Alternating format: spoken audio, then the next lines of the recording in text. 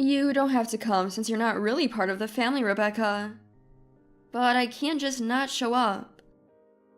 Well, you can come, but only if you do all the cooking.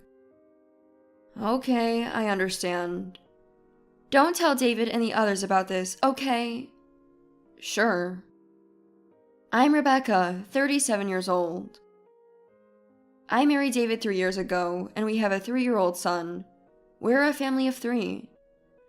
Every summer we visit David's family, and during Christmas we go to my parents' house. But this year, due to strong requests from my mother-in-law Stacy and sister-in-law Laura, we decided to spend Christmas at David's family home, and started hurried preparations in December. Stacy had been bullying me, and recently told me not to come in a sarcastic tone. However, I couldn't just stay away, so on Christmas Eve, we drove for 2 hours to reach David's family home. We planned to stay for 3 nights, so I packed a large Boston bag with clothes and loaded the car with food and gifts for the stay. Upon arrival, Laura, David's sister, her husband, and daughter were already there. When I entered the house, Stacy and Laura greeted me warmly and seemed genuinely happy to receive the gifts I brought. Then, with a smile, Stacy said, "You must be tired from the long journey." Her kind demeanor, so different from how she behaves when we're alone, sent chills down my spine. Not only Stacy, but Laura too, had been cold to me from the start, joining in the bullying. Stacy treated me like I was poor and blatantly said I didn't fit in with her family. Laura often pressured me to get a divorce. I thought about telling David about the bullying many times, but I didn't want to hurt him, so I kept silent. David believes Stacy and Laura are kind-hearted people. Plus, I didn't want to give up this normal life I had. So I thought enduring it just during family visits was enough. After arriving and chatting with everyone, we headed to the kitchen to prepare dinner. Suddenly, Stacy suggested handing out Christmas cards. At that time, only I, my son, Stacy, Laura, and Laura's daughter Donna were at home. David and the others had gone to a nearby grocery store to buy alcohol and were not around. In hindsight, I think Stacy had planned this moment. First, she gave Laura's daughter a Christmas card with money inside. It contained $100. The niece, only 6, didn't quite understand the value of $100, but was thrilled to hear she could buy toys with it. I felt giving a 6-year-old $100 was a bit much, but considering the wealthy lifestyle of my husband's family, it seems reasonable. Above all, Stacy adored her niece. That day she hugged her, saying, "So cute, so adorable," while nuzzling her cheek. In contrast, she had never shown such affection to my son. I guess a daughter's child is just more endearing. A daughter-in-law's child is, after all, someone else's. As I was thinking this, Stacy gave my son a Christmas card. The way she handed it over felt so indifferent, devoid of love, but I was relieved she treated my son equally. I was worried her mistreatment of me might extend to him, but even Stacy wouldn't do such a thing to her grandchild, it seemed. I thanked Stacy and urged my son to do the same. "Say thank you to Grandma." Then Stacy remarked, "Can't he even say thank you on his own?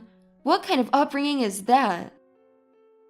My son is 3 and can say thank you, but he seems to sense Stacy's constant bullying of me and is uncomfortable around her. So he rarely speaks in her presence. Looking down, my son heard Stacy say, "He's the ugliest of all my grandchildren." Even at 3, he understood the insult. He tensed up and hid behind me. I raised my voice. "How can you say such a thing?" But she nonchalantly said, "It's just a joke, a joke. Come on, open it and see what's inside." I wanted to return the card and leave, but my son bravely said thank you and opened it. I watched, suppressing my anger, as he opened the envelope. When he did, I saw something other than money inside. Thinking Stacy had considerately put in stickers or something for a 3-year-old, I was curious.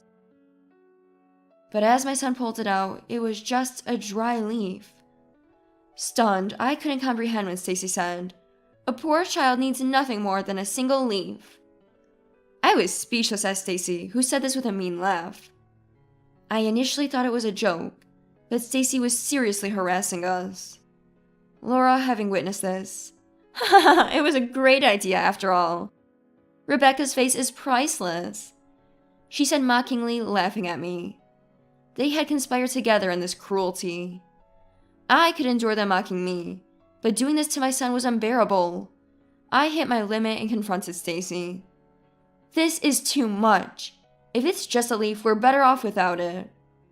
Then Laura, with a devilish face, yelled at me. "Huh? You're saying it's a bother, even though Mom went out of her way to give it to you." Laura's words were echoed by Stacy. "That's right. This is a dry leaf from a tree in my garden that I've lovingly cared for. You should be grateful." Both Stacy and Laura brushed off my concerns, insisting I should be thankful even for a single leaf.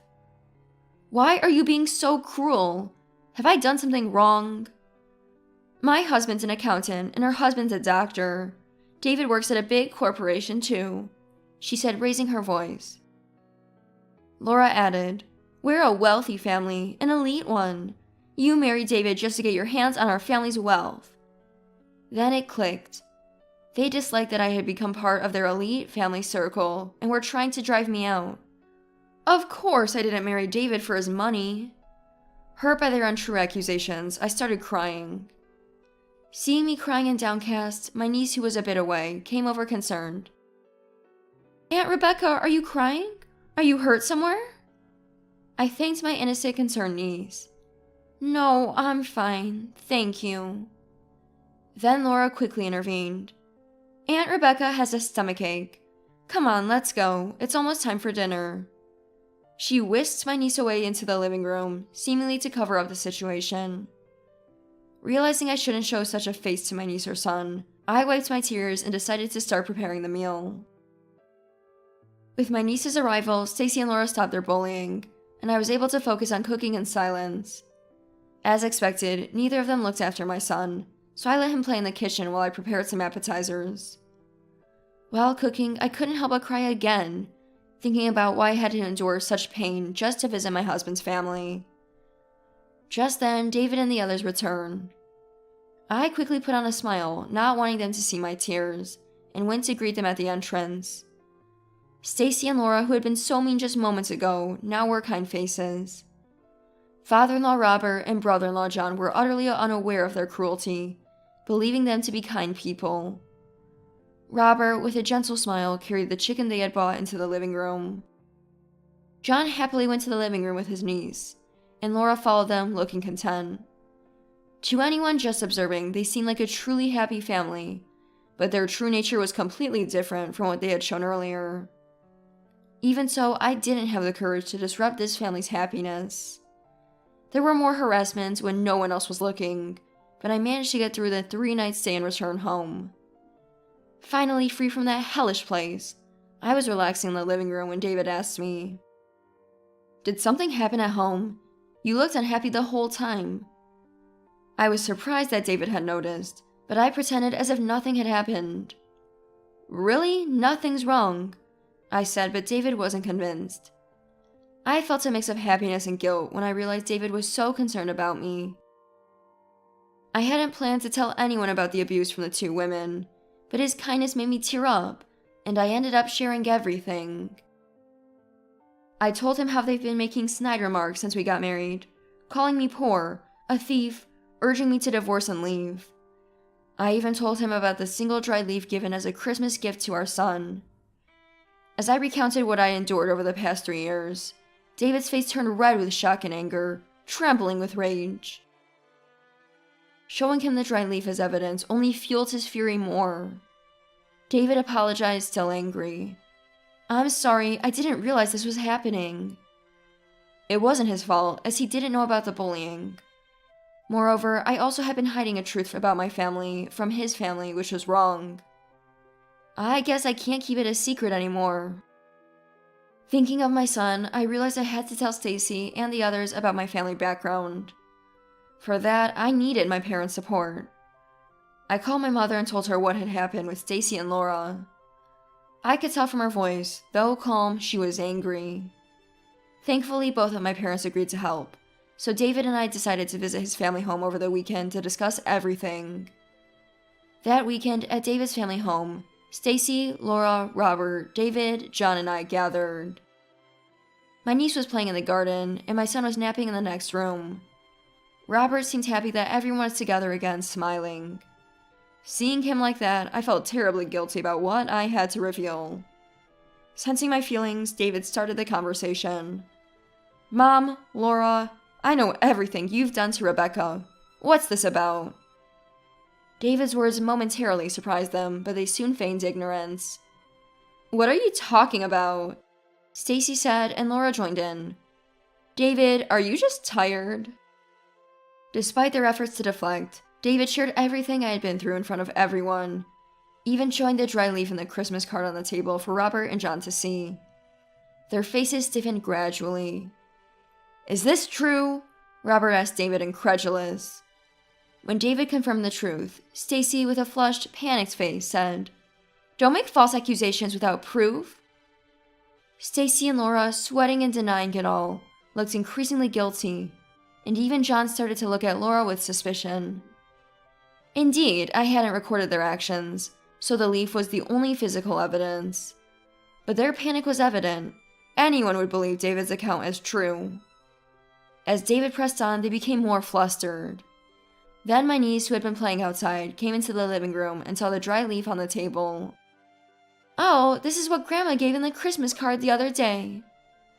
My niece's innocent remark struck a blow to Stacy and Laura, who froze in panic. Meanwhile, John and Robert were furious. Then my niece asked, "Is Aunt Rebecca poor?" Confused, John asked her, "Why would you say that?" She innocently replied, "Mom and the others said that, and they made Aunt Rebecca cry." With that, she went back to play in the garden. Her decisive statement left Stacy and Laura even more flustered. John looked at his wife with disgust, and Robert sharply criticized Stacy, calling her the worst. Accused by everyone, the two women lashed out. "It's David's fault for marrying a poor person." Laura yelled at David, with Stacy joining in. "Rebecca doesn't belong in this family. I've said it from the start." They began trying to convince David to divorce me, to protect the family wealth. Aghast, David retorted, "Who ever said Rebecca is poor?" and opened the living room door. In came my parents. Stacy and Laura were confused by the sudden appearance of my parents. My parents had come today, as I had asked them over the phone. Stacy, bewildered, said, "What are Rebecca's parents doing here all of a sudden?" My mother, remaining calm, said, "We've heard about the situation. Our daughter seems to be quite indebted to you." I could tell my parents were quite angry, despite their calm demeanor. As my parents were greeting everyone, a remorseful Robert apologized. "I'm sorry for the foolishness of our family. We've been horrible to your precious daughter."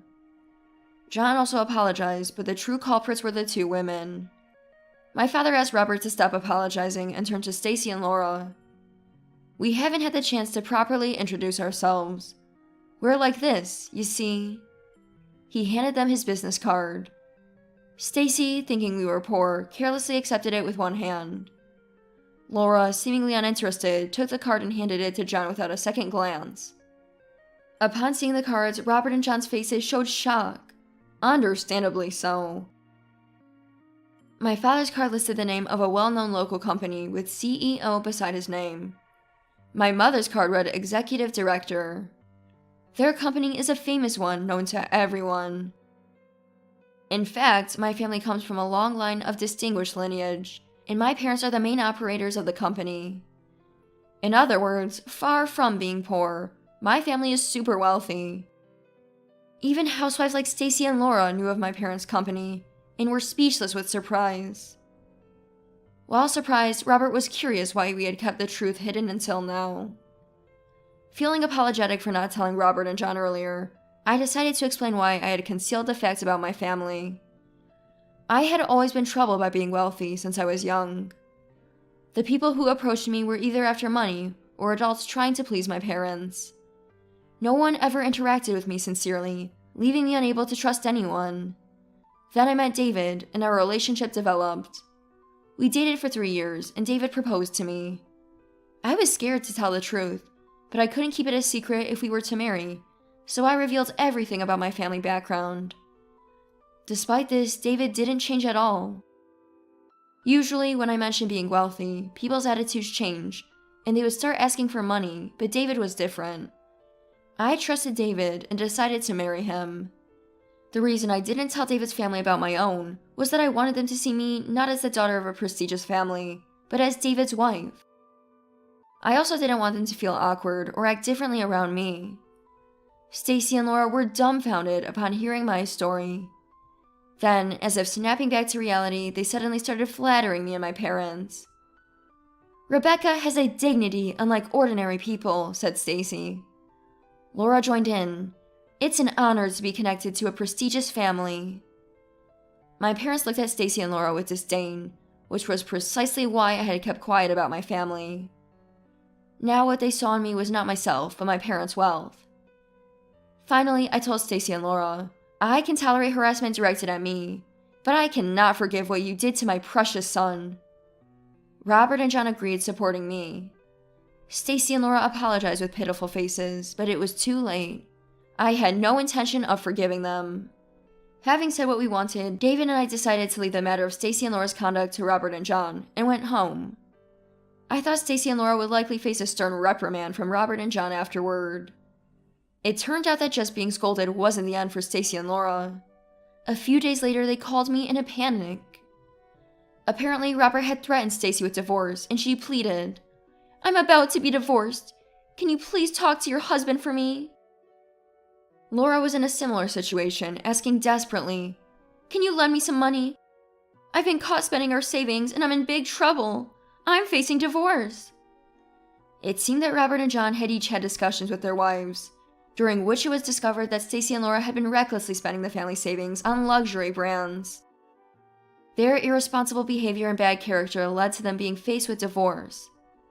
Their divorce negotiations were contentious, but ultimately, both Stacy and Laura were divorced and kicked out of their homes. David declared that he would cut ties with the two and changed his contact information. I hadn't expected it to escalate to divorce, but I thought it was their just deserts. I later learned that after being divorced, both women accustomed to living luxuriously on Robert and John's earnings couldn't cope with sudden poverty. To maintain their lavish lifestyle, they accumulated debts by purchasing high-end brands, which led to a cycle of unmanageable interest payments and debt collection. John ended up with custody of my niece, who still occasionally plays with our family. Robert and John are kind people, and I plan to maintain a good relationship with them. On the other hand, my parents have been urging David to take over the family business, but he insists on continuing to work as an employee, as he has been doing. Even if David were to take over the company, I believe our life wouldn't change much, because I trust he's not the kind of person to be altered by money. I plan to continue trusting David and protecting the happiness of our family of 3.